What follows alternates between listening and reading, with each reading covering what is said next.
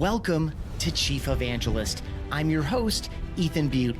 I'm on a mission to explore and understand the role of the Chief Evangelist and the movement behind it. How should CEOs be thinking about it? How does it benefit the company? Which companies and markets need evangelism most? What does the work involve? What does success look like? And who's a good fit as a Chief Evangelist? That's what we're exploring at chiefevangelist.com and in conversations like this one.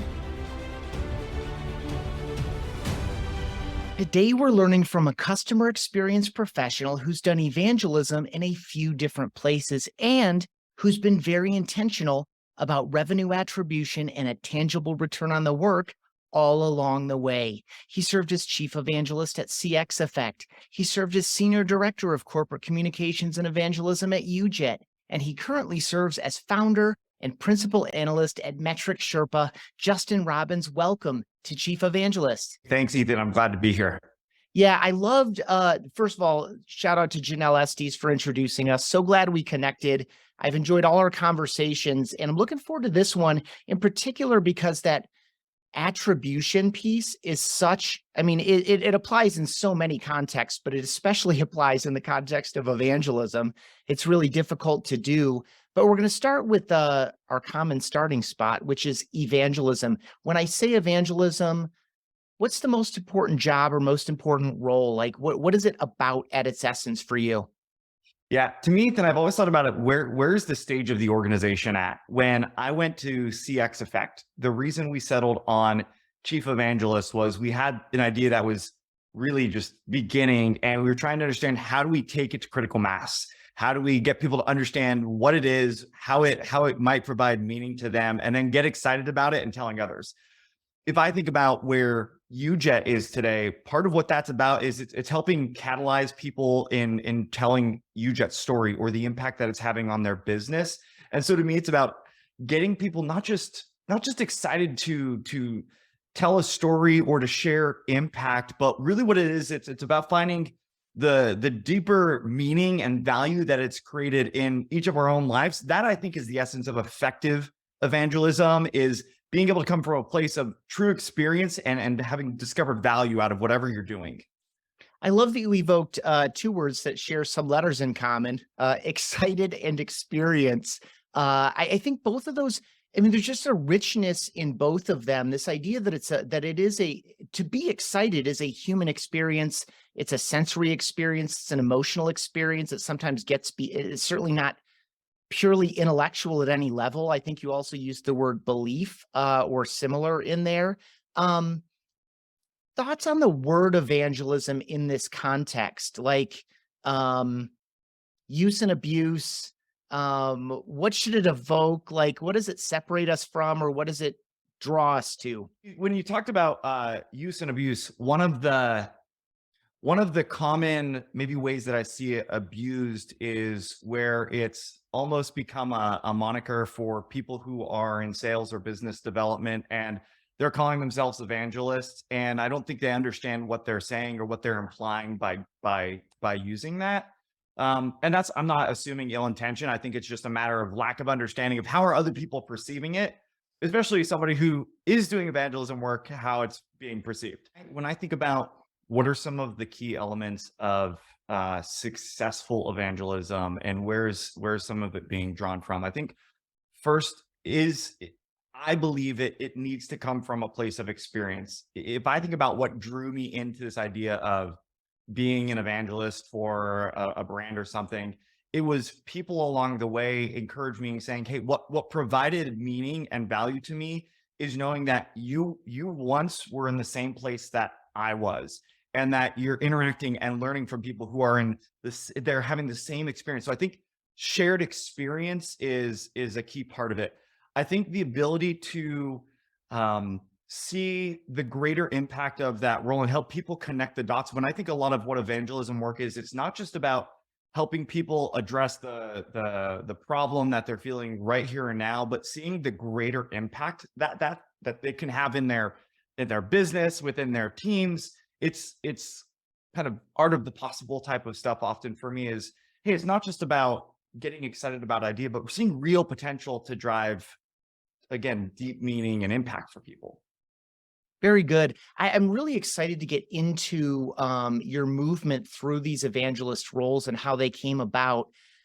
But I think, I'm looking at my notes on one of our conversations recently, it really jumped out at me, this idea of, listen, this isn't just about, building relationships and getting people excited. We need a tangible return on this work if it's to be preserved and meaningful within the organization. You can start with the layup question, which is, why is attribution and ROI so important, and or why is it so challenging in this role or in this work? And then maybe give us some ways that you've approached it over the years in terms of, again, assigning some attribution, like how do we know that this work is effective and successful so that it can be a valued part of the organization? Yeah. So if I think about the challenges, not just an evangelism challenge, but every single role, if I'm a business leader and I'm trying to justify, I'm wanting to understand, how is this contributing to growth or helping us in terms of some type of expense or cost saving? And where this mentality shifted for me is, so my background was originally as a trainer. I'd run contact center and customer service teams, became a trainer, and was working with a business at the time where the margins on training were very slim compared to other parts of the business. And there were a lot of real questions about, like, what is the broader impact that this can have? And so kind of went on this exploration of understanding what were the real value drivers for the business and what were ways that I could start to align myself with, contribute to, and provide value to those individuals. In the context of even what I'm doing right now, I'm thinking about it through our sales force that we have today. What are the ways that I can help them in their enablement efforts as they're walking alongside customers? What's the value that I can provide, again, in those experiences, in the learnings that I've had? And whether that's creating content for them, sometimes it's being able to actually walk them into opportunities based off of relationships that have been built or things like that. But I think it's really clear that even I mean, let's think about the environment that we're in right now. And I think a lot of businesses, they're not looking to have fluffy thought leadership stuff out there at the moment, right? They're understanding, like, how can we, preserve revenue? How can we, find opportunities where people are wanting to spend? And, even now, that's got me as an evangelist thinking about, how do I take those things that I'm doing that are often above the funnel, if you will, right? To use all of the insider language. How do I take those same things and connect those to opportunities and being able to show, hey, this very specific activity, maybe it was a training session that I delivered, maybe it was a piece of content that we were able to use in demand generation efforts. It's thinking about those things through the lens of, are we showing that they're driving real progress for the business? Because views, people resharing, like all of that great vanity stuff, but I need to understand how it actually impacts revenue if I want to know that I have, the opportunity to continue to serve a business. Love it. So I've done a number of those activities just in the past week, let's say. So one of our CSMs engaged me and I did a presentation for a team account. It's pretty good, like ARR for us, like it's above average. So like nice sized team. They're really excited about it. They listen to the other podcasts that I host. And so like let's create some energy and provide some additional training besides the, what buttons do we click and how do we do these things? Kind of a little bit, again, higher level. I don't know, that's a fair term. That's why I struggle to say it, but a different type of training than is provided as a matter of course. I also have been working on a massive deal that's in the pipeline right now, working with a small cross-functional team and have a specific role in that. I've provided content or redirected, repositioned content for people that are trying to, again, move an opportunity through the pipeline. And I offer that to say, I see it the way you do, but what I personally struggle with is, what do I actually document? And from your experience, share as much as you can or want to about closing this gap for me and for other people that probably struggle like I do, which is, how do I show, like, what am I documenting? Where am I marking it? How am I collecting some of the evidence that the work that I'm doing, besides, that CSM would say, yeah, Ethan, he's great. He's super helpful to me. A couple, our AEs, yeah, super great. He's super helpful to me. Besides that kind of evidence, anecdotal evidence, how do you organize, collect, even tally the impact of the work? Yeah. I think about it again through kind of a number of different buckets, and I'll share with you. So when I first come to UJET, there were a couple different teams that were under my purview, which included customer, product marketing, AR, PR efforts, things that you would expect along that front. And we've since refined that it's really focused around corporate communications and AR, PR, and what we're doing around research and momentum building, things like that. When I think now, moving those other things aside, what are the ways that we're tracking that type of impact? In terms of, again, I go back to what is the problem that we're trying to solve. Whenever I'm putting any metrics into place, I'm trying to understand, like, what is the problem that we're trying to solve, or the proof points that we're wanting to build for the business. So if one of the proof points is validation, which for UJET, that's one of the points for us as a relatively 7-year-old business, is how do we make sure that we continue to de-risk and validate who we are? And part of how I can do that is through relationships that we build with press or awards or members of the analyst community.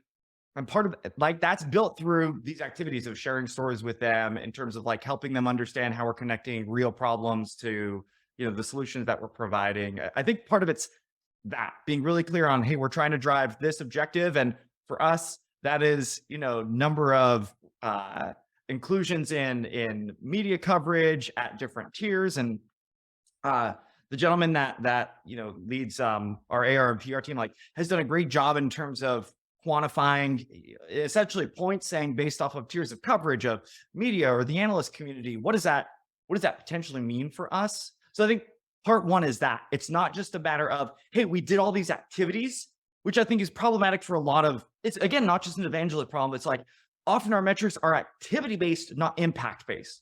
So one of the things is I focus not on the activity, but what's the impact? The activity matters in terms of, I think it's going to be predictive of a good outcome. And so I still measure those things, right? But it's really about impact. When I think about maybe closer alignment to revenue, I'll give an example of something I did recently. Myself and one of our solutions consultants did a webinar for our existing customers that was talking about some of our capabilities that we know they're not leveraging today that could have incredible value.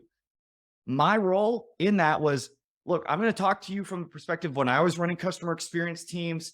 How are we thinking about this problem? What have I seen as a researcher in that time that are still some of the barriers and the tension points? And start to evoke all of the emotion inside of them that I know these are real problems. These are real gaps for their business. And maybe they've been numbed to it. And how do I start to re-evoke that? So then our solutions consultant can come in and talk about it. That's not just the activity, but that's after the fact, having, one of our customer success leaders say, hey, by the way, great job. And I've already had somebody reach out who wants to take a deeper dive. Right now, that's the type of attribution that's, in this case, was recognized in a public forum. But as that moves along, our bet will be, if we do more of those things, we hopefully see those types of outcomes increase. So that to me, Ethan, it can show up in a lot of ways, but it's really about being crystal clear on what's the impact the business is trying to drive, and how do I measure that in a way that's not activities, but is clear on the impact. Really good. I especially appreciate your use of the word numbness. I think so much of the approach of some of this work is around awareness. Like, people just don't know.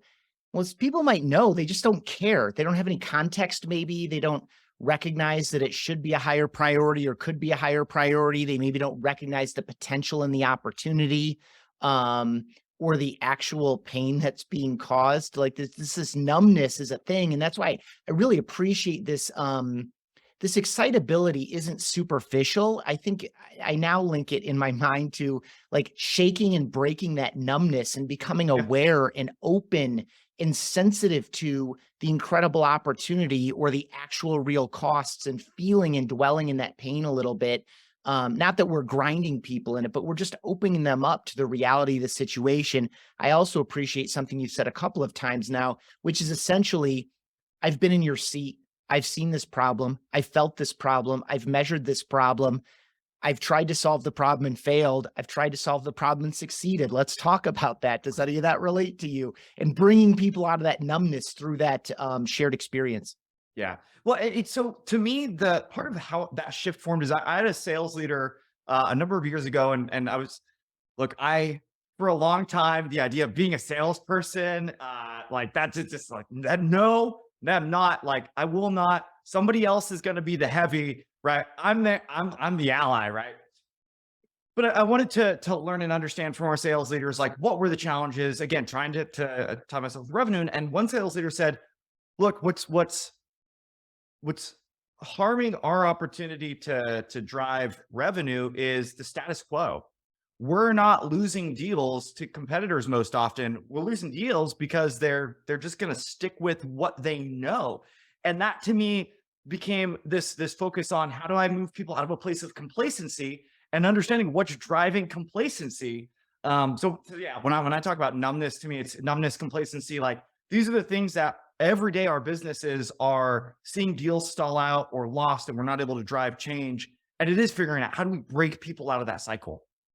Really good. It reminds me of a fantastic book that I read recently, The Jolt Effect, co-authored by Matt Dixon, Yeah. of Challenger Sale and Challenger Customer and The Effortless Experience.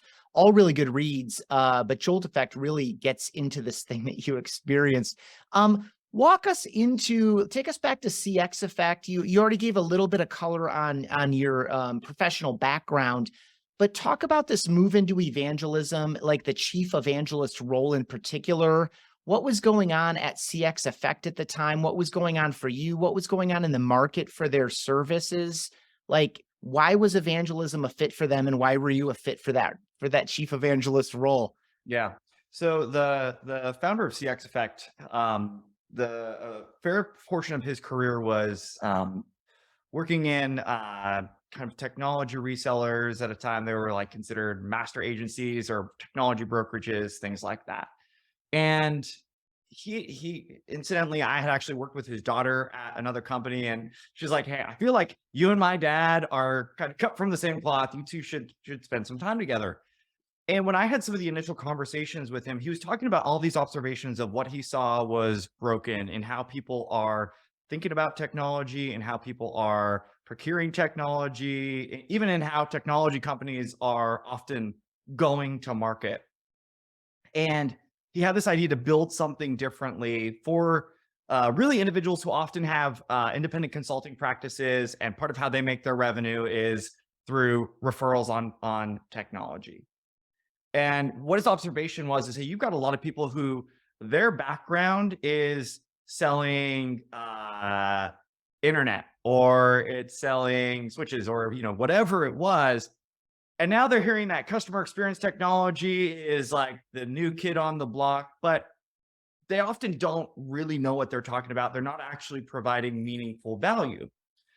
So Andrew's vision for that was, part of the model would stay the same in terms of like people are making money by making referrals technology. But what if we could elevate the intellect? That was really the charge that I got excited about. What does it mean to elevate the intellect of the channel is, what it's often known as. My background as a trainer, as a consultant, as someone who had done a number of advising for technology companies said, look, if what you're looking for is someone to kind of pull together, you talked about this idea of community, and I think about gravitational pull and what are the watering holes where people go to find real value. I said, like, I would love to help create that. I've done it for a number of, businesses before. Like, let's do this thing. And, it was one of the, as startups are, like all the titles are inflated. It's like, is it a chief marketing role? Is it, whatever? And I said, like, no, like for me, it really is about how do we bring this idea to critical mass where, what I'm being measured on, yeah, part of it is marketing and building awareness, but a bigger part of it is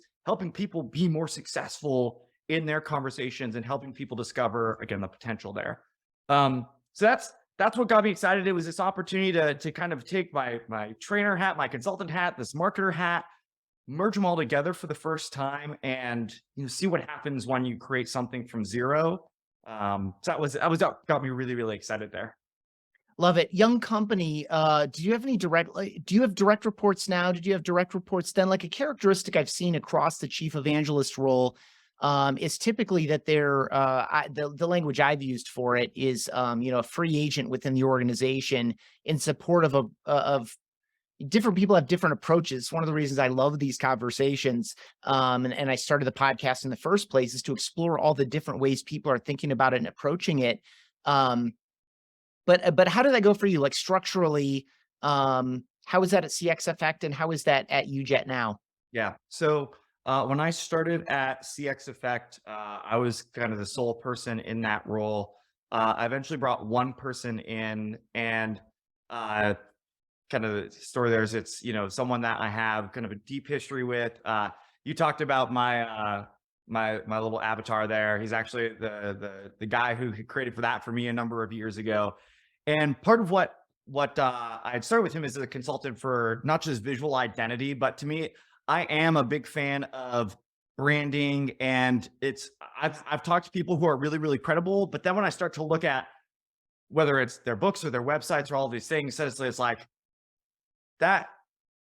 I don't know. There's this weird misalignment. Anyway, so for me, like that was an intentional hire, and it was really about branding. Or if I'm creating a book or a guide, I have a very specific vision for what that would look like, and I had the opportunity to bring him in full time. So that was kind of my sole hire there.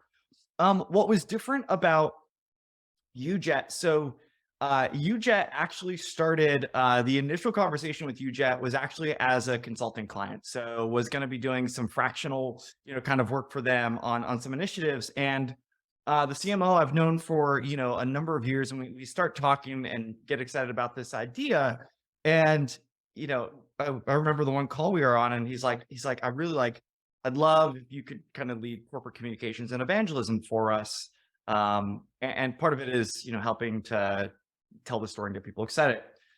When I came on, kind of a number of things have happened. And so I had a number of direct reports. I had, the people on the product marketing team. I had a customer marketer. I had kind of somebody who's running the blog and things like that, plus corporate communications. And in the season, it was, is what we needed to do, but very quickly realized, like, when you're managing a team of, whether it's 3, 5, 6, I've had 12, whatever, it's like you're spending most of your time managing and supporting that team and not really doing work. So it's like I would go and I would speak at conferences, or I would write a little bit if I had the opportunity, but there were all of these things on the someday list that just weren't happening. So that was actually a transition that, as we went into the December of last year and now going into this year, is really enabling myself and just the one gentleman I have on my team now to focus on those things around AR, PR, and research and momentum building activities. Very good. First of all, I really appreciate the use of the word seasons. I found my work to be very seasonal, like the demands of the market, the demands of the organization, the context of all of it, even the shape of the team, right? If, for me, if someone leaves, I report into marketing, I report to our CMO as well. And, if someone leaves the team, and we have a period where we don't fill that position, that changes the shape of everything. And I might be the right person to kind of plug it and do that. So it really is kind of a seasonal thing. Also too, like writing books, that's a season, like you withdraw very much to do the research and the writing and all of that, and then to develop the launch plan and everything.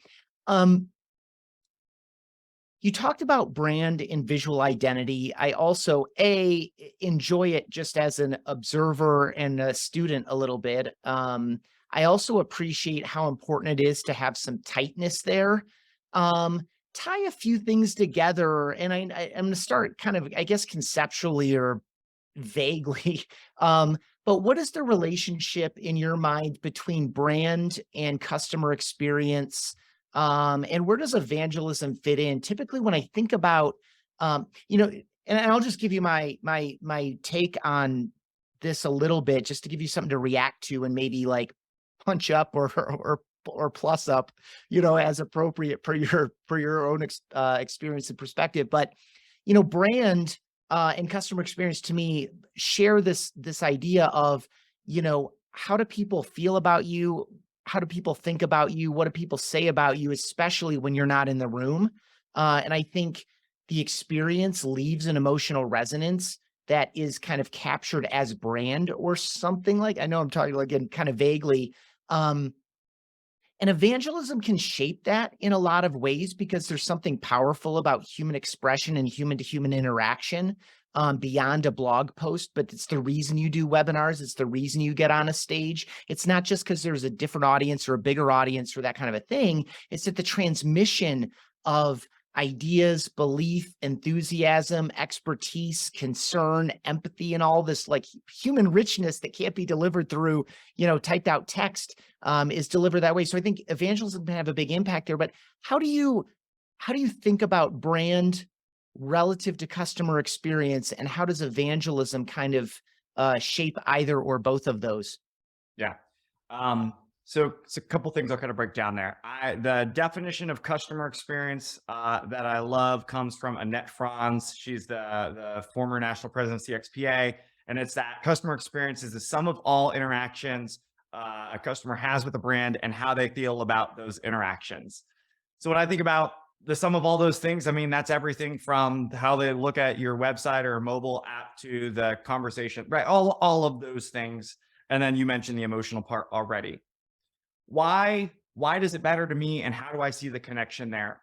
I don't believe I know that all of us are always processing these questions about everything we interact with in terms of like, is this credible?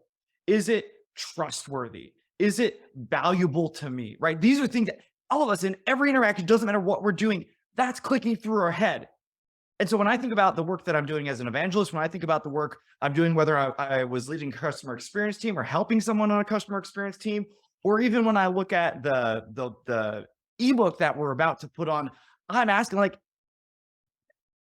step away from it, or I'm pulling other people and like, if you look at this, like, do you feel that this came from a credible source? As you start to ask questions about the statistic that was quoted, like, is that believable? Did they, for one moment, actually check the source before they put it on their website, right? Is this someone that when I hear them, I like, they're not faking this. They're not going through the motions. This is real life for them.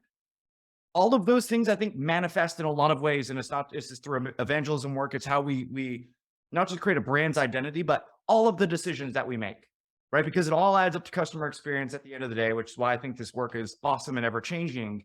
All those things matter. And I think it comes down to credibility, to believability, to likability, to usefulness. Those are the things that I think that's the connective tissue. So good. And to me, what I heard in there relative to like visual identity, it really is this kind of, it could, because the way you introduced it in this conversation was around like a lack of consistency, right? It's presented one way and then you go to the website and there's like a disconnect or something. So that consistency also then plays into this credibility and trust layer.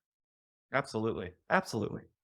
Super. How do you, so we've heard analyst relations, public relations, publishing, speaking. Just talk a little bit more explicitly and very directly to this external versus internal orientation. Different people have a different balance. I feel like your focus is very much external and interacting with the market and stakeholders in the market at large, including prospects and customers. But how much of your time and attention or work is oriented internally toward the salespeople themselves or the CSMs themselves or other internal stakeholders? Yeah, I would say in the kind of the current environment that we're all operating in right now, I am investing a ton of my time internally. And there was someone I had the opportunity to work with at an organization, and they talked about their objectives through how do we make sure that we win the home game and that we win the away game. And the home game, they would talk about what's going on. It's the website, it's the owned properties, it's our approach to sales. And the away game stuff is like, that's what, people like you and I, Ethan, like that's the, hey, we get to go speak and do all these things other places are right to these, publications. Uh, right now, I think the internal piece, for a lot of businesses is where a lot of focus needs to happen. Um, if your brand is focused on building awareness or on acquiring new customers, awesome. I think that the natural kind of move in recessionary markets is how do we protect what we have? How do we make sure that we grow? And when we do have opportunities, that we're more successful in those opportunities. So I would say that a majority of my time right now is focused inward, and the external stuff for this year is going to be faced around proprietary research and content based off of those things that, as you and I know, those will help on the awareness and media pickup and intrigue. Uh, but they also they're meaningful, deliverables for our internal resources who need to understand how do they better identify problems and identify if we've got the opportunity to overcome those. Love it. What are some of the like tactical, practical? How are you getting in front of people internally to engage them, educate them, et cetera? Are you inviting yourself into team stand-ups? Are you doing like bi-weekly or monthly like lunch and learn Zoom meetings? Like what is it like functionally? How are you and how large is the organization? Kind of close some of those from a tactical, practical perspective. Yeah, so it's about 200 people. Okay. And And probably remote distributed. yeah, I mean, we've got a number of people in California, Texas, and of course, a few countries across the globe, but most of it's concentrated in the US. Um, so this has been a very intentional alignment with our marketing leadership, with our sales leaders, to focus on some clear practices. We went as an organization last year, and most of the go-to-market team went through Metric training, which is, yeah, if you're familiar with Metric, was about the qualification process. Right now, a number of us are going through gap selling, again, understanding how do we recognize problems and address those. And how that has shown up is weekly sessions that are happening with really the entirety of the go-to-market teams. You've got sales, you've got customer success, you've got marketing. And sometimes it's talking about, hey, here's new enablement material that we've got out there. Hey, here's new research and what it means and how you talk to it. In the case of yesterday, I mentioned, that was something that we were doing to work with our install base, but it is weekly kind of carved out time in front of them, where we're covering a number of different things. And for me, it's maybe once or twice a month I'm actually speaking on that, but otherwise it's working closely with our sales development leader. It's working closely with our customer success team. All of those individuals, I think it's a daily interactions in some way, shape, or form. Really good. I love that learning and teaching aspect of the work myself. I like it's a joy. Like I can remember reading a book that I thought was super relevant to a conversation I knew was going on in the CS org at the time, and putting together kind of a one-off on it. But we got to kind of dwell on these topics a little bit. And some people pick up on it and run and read the book and continue to talk about it. And other people are like, oh, that was really interesting and helpful. When people, and I'm sure this has happened to you, so feel free to tell a story or quantify this or validate my assumption. I would assume that a founder or a leader or an executive has come to you and said, "Hey, Justin, like this evangelist thing, do I need this? How should I think about this? When, why, how, who?" A, has that happened? And B, what do you share around that? Like, how should a founder or a leader or executive say, can I afford someone in this position? Should I put someone in this position? Like, what are some of the characteristics that would lead you to an affirmative suggestion? Yeah. Um, this is so interesting to me because I've talked to executives who are like, we're not at the phase of needing an evangelist yet. And in the case of CX Effect, I was the very first hire for the company, right? And then we started hiring salespeople, which I think it depends on the nature of your founder too, right? We need a sales oriented founder versus developer or who whatever with companies. Look, I go. I ask before I just give an answer. I'm always asking questions, and when they kind of approach me like, hey, tell me about like evangelism work. Like, is this something I should be doing? I would like, what are you trying to achieve? Like, if you know that you've got validation on the solution that you're bringing to market, and you're just trying to get people to know about it, well, let's talk about what that might mean from an awareness standpoint. And I do think, uh, I do think it's important to have a separation between who's doing your evangelism work and who's like really running your sales and business development process. Um, but I think there's a really key relationship there, because when I think about what is the opportunity for that founder, I do think there's a lot of gosh, Ethan, there's so many places I can go with this one. Okay. Fundamentally, the advice I typically do is this: if you are focused on um, building awareness, if you are focused on or struggling with a credible message, if you really want to get to the root of helping people understand their problems and how you might be able to solve that problem, I do think the right evangelist might be there for you. But I think it requires a savvy evangelist. And there are a lot of, and this is where I think it gets clouded. And again, lots of roles can be like this, but I know there are a lot of really great evangelists that they are great because they have the script, they have the presentation, they have what they need, and they're great performers in front of people, but they're not necessarily able to drive business strategy. Not right, wrong, or indifferent, but I think you've got to find the right type of evangelist for the right type of company. And maybe they're great at writing books and they're great at giving speeches. I think that's good if you need the right type of like spokesperson for your brand. And that's when I talk to executives who are like, we're not ready for an evangelist yet. They're often thinking that evangelist is just some type of like another variety of spokesperson. And maybe they're thinking, hey, oh, our executive is there. I mean, they're our primary spokesperson right now. Or, hey, I really like being the spokesperson for the brand, whether we're in it or not. Those are often the things that I think come about. Yeah. And so just go one layer deeper there, or restate something you may have shared that I missed. Like, what is the line between spokesperson and evangelist at a more, I hate to use this word because it makes spokespeople, which we need. It's a little bit pejorative that way, and I actually do fit that mold a little bit myself. Something deeper.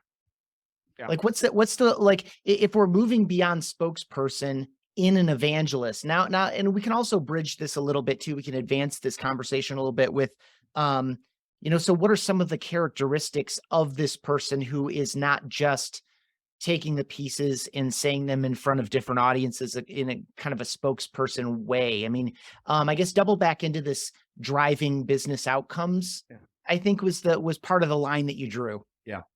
When I think about what spokespeople do, is spokespeople deliver a message. That's it. That's the job, is just to share something. When I think about what is an evangelist in their greatest form doing, is they are cultivating a movement. And that, I think, is there's spokesperson-y stuff to be doing in that, but they're being a student of whatever space they're serving. And if it doesn't mean conducting research, they're studying the research that's coming out. If it doesn't mean, sitting on sales calls, it means listening to them. I think the evangelist is the person who's getting the heartbeat, not of just what's happening in that business, but in the larger environment that business is serving. And they're forming ideas and beliefs and advising both the organization as well as existing and prospective customers on how what's happening right now, the impact of that in the future. And they're beginning to make that tangible. So to me, it's incredibly strategic. And it's, you've got to be relational, you've got to be curious, and I think you have to be compelling. Yeah, and I think the enthusiasm, the passion that's required to conduct or study the research, to get on the sales calls, to do the advice, like I think that all really comes together. I really appreciate the way you articulated that, and I'm glad I kind of pressed into it a little bit more because I love exactly where you landed there. It really is a movement. I think what do you think about this? Just kind of doubling back into where we were over the last kind of couple back and forth passes there.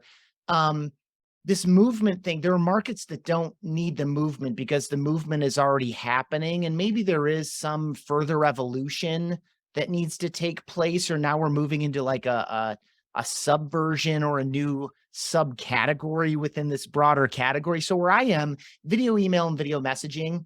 I've been at BombBomb for over 11 years. Company was legally founded in '06. When like go to market 2010, 2011, no one knew what video email was. The email marketing community at the time rejected it. Like that's not real video email for technical reasons. And everyone was thinking about video at the time as YouTube really. I mean, most of the social platforms didn't even have like native video features at that point. And so this thing had to happen, and we had very few competitors. And what I observe now is that about 5 years into I had joined the company full time in 2011. About 5 years into it, most of our early competitors were dead or irrelevant. A couple of them lived and moved into new forms like private equity and stuff. And then we have this, about 5 to 6 years ago, we had this kind of movement of newer competitors. So the space, and I feel like we played an important role in that, validated the space enough that VC poured in. I'm thinking of two competitors in particular, one that's about 8 years old and one that's younger, sitting on tens of millions, the other one on hundreds of millions of dollars of VC, raised at incredible valuations, which of course is slightly problematic in today's environment. But I think this movement, it's still super, super young. And I think a lot of spaces are. So there's a movement that still needs to happen. Like video messaging could die, right? It's one of the reasons that I did a self episode on the Customer Experience podcast of the problem with video prospecting, right? It teaches people receiving it that video email is really just a crappy new way to do the same crappy prospecting. If we don't broaden the conversation and the use cases and the execution of, so like, I obviously am like super excited about this, so I'm injecting it in this conversation. But what do you think about the state of, what do you observe that, that part of your kind of, I could go lots of directions with this, and kind of like the, any tentative, approach to a definitive answer is tempered a little bit by some of these market conditions and evolution of the market and evolution of the space? Yeah. So I'm going to look at the first half of that where you started. What about places where there's not the innovation and there's not the change, maybe at the pace, is like, do you still need an evangelist? And what I loved, Ethan, that you talked about was the clear evolution in not just how the things outside of your solution were changing, but being able to see how do we play a role in shaping what that new feature looks like.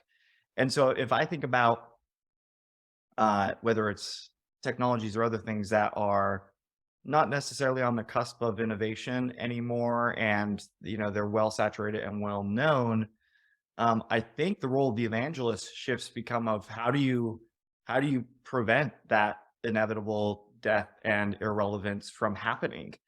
So I don't think it's as much about raising awareness, but thinking about a new way and exploring the potential. And sometimes that might be a matter of adjacencies. And I think about, this is a terrible idea that just came to my head. But I think about, if I was Blockbuster and, I had someone who their job was to think about and build the idea of, the new wave and getting people excited about it and sharing what it means to not rent movies from a brick and mortar location, but to have an app installed on your device. What would that mean?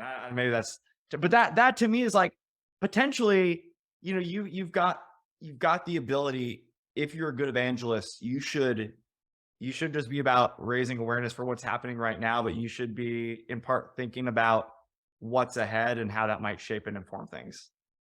Really good. What do you think is the future of, very specifically, the future of the chief evangelist role? Um, how will it change, and or does it have a long-term future? I think we're at this zone where a lot of people are experimenting with it. You've seen and you've mentioned people using the word evangelism and evangelist partly out of ignorance. That certainly still has an effect on what the title itself means. Yeah. Even if it's kind of unfair a little bit. I think it's like the misuse of technology or something potentially too, is like it's still real and it's still part of how people will start to perceive it. Um, thoughts on the title chief evangelist and the role chief evangelist and what its future is over the next whatever period of time you want to put it into. Yeah. So here's this actually something that's kept me up at night lately, Ethan.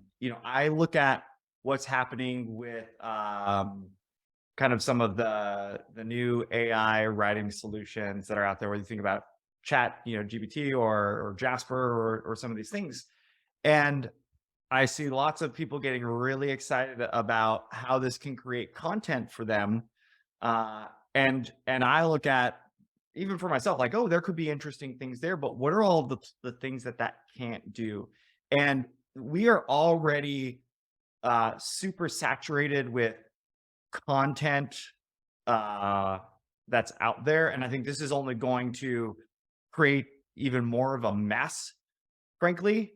So if I were thinking about how would businesses differentiate, I think part of that can happen in the role of the chief evangelist and really looking at what's happening there. So I think the implications on this are, and part of this is my own bias and the own like my own things that I've worked on, but I think there are implications on how we look at our content strategies. I think that there are implications that we look at how we do events. So I think there's deep inroads and potential, impact for parts of marketing to, at the very least have things that are informed by what's, happening within the chief strategist's kind of purview.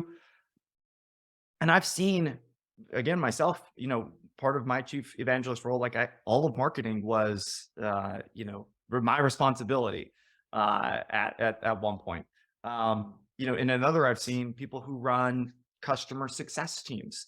They're really the evangelist. I've seen somebody who's the chief customer officer, and they're also really chief evangelist. I believe the long tail of this is it's probably in most organizations not going to be one individual who they're just an evangelist and that's all they do. I think for most businesses, there's going to be some level of responsibility, whether it's in marketing or customer success, or even operations, and then a focus on chief evangelist. I think for the brands that are able to do it successfully and have an individual chief evangelist, they're ones that are probably driving original research. They're probably, again, heavily involved in having somebody who's out and about as that kind of spokesperson plus. Really good. I'm with you on all of that. I especially appreciate the observation about differentiation in the face of ever increasing kind of noise. Like the more stuff we can make faster, just the more noise. And Correct. and in light of that, how do I build a connection? How do I vet some of this? I mean, of course, we're still early in this kind of AI piece, and we've seen some laughably inaccurate information come out of them, but it's put forward in such this flat way. It's like, do I believe this? And so much of that, and you spoke about this throughout our conversations, like that the credibility piece is in the way that the information's delivered, and the human aspect of that can play a big role. So I can see it being very differentiating as well. And I also agree, and I've heard this from a number of people that I've asked that similar question to, because I've observed what you have, is that the evangelist doesn't necessarily have the title, and they might not be in a marketing role. I think it's often associated that way. And you've also done a fantastic job of articulating the way it supports sales as well, really directly. Fun question for you, Justin, before I let you go and bid you a fantastic weekend coming up here as we're recording this. What's something that you have found yourself evangelizing in your own personal life, or perhaps that someone has accused you of evangelizing in your own life? Product, service, idea, anything. So my my gosh, my big passion is competitive barbecue. I'm actually a Love it. certified competitive barbecue judge, and I that is probably I actually actively find ways to bring what I've learned from doing competitive barbecue into what I do in business. Um, that is that's probably the thing that I most often get like people feel like I'm trying to sell. It's also I'll get if somebody owns a Traeger, which no offense, Ethan, if you happen to own a Traeger grill, I but don't. it's almost like people worry that I have like judgy feelings towards them if they're not using like a stick charcoal burning thing. So I recognize through that, like I tend to talk a lot about barbecue and doing barbecue well and like how exciting and what it means for people to like the bonding experience that can happen between a parent and child next to the pit. That's probably it for me. Love it. It's such a fun answer. One quick follow-up for the ignorant among us, that's me. Um, is there really a deep regional tradition? For example, when I think barbecue, I think for some reason, and I could be totally wrong on this, Kansas City, Texas, like are there pockets? And do you travel for this? Yes, there are pockets, and yes, I'll travel for it. It's I'm gonna say this on your podcast, Ethan. And someone's gonna take my idea and look. So all I promise, I just give me credit at one point. But one of the things that I love is how cooking with smoke and fire, it's not just a America, this is a global thing. And there's all sorts of cool regional traditions around how people cook. When Justin is retired and trying to figure out what to do, I had this idea for what if I had the Vagabond Smokehouse, and what it is it's celebrating cooking with, and sometimes not even just smoking cheeses or whatever, like with this tradition of smoke and fire from all around the world. So yeah, and different regions have different specialties. Like so, I'm in Eastern North Carolina, and the thing here is whole hog. And if you go to a true Eastern North Carolina place, it's going to be a whole hog cooked on a spit, served with the vinegar-based sauce. You go to Alabama, and their sauce has like white with mayonnaise, and I don't know what's going on down there, but apparently it's good on chicken.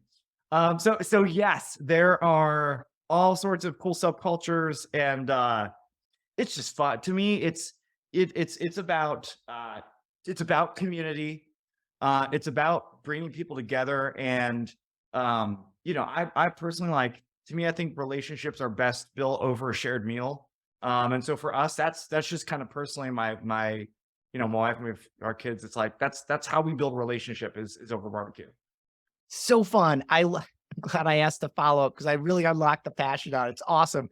I've really enjoyed this. And for other people who have, Justin, where would you send them to connect with you, learn more about you? Yeah, cool. I'm on if you go anywhere at Justin M Robbins, Robbins, LinkedIn, Twitter, Instagram, I'm at all those. You can also email me justin@justinmrobbins.com. Awesome. I will link all that stuff up. So to the listeners, wherever you're watching or listening, there are links to connect with Justin immediately adjacent to the play button somewhere. Appreciate you so much, Justin. This was super fun, and I love your perspective on it, and I share your vision for the future. Awesome. Thanks so much, Ethan. That wraps up this episode of Chief Evangelist. Thank you for joining us, and thanks to Ringmaster Conversational Marketing for helping bring these episodes to you. With any thoughts or questions about the Chief Evangelist role, message me on LinkedIn. I'm Ethan Beute, ETHAN BEUTE. For show notes and more of these conversations, visit chiefevangelist.com.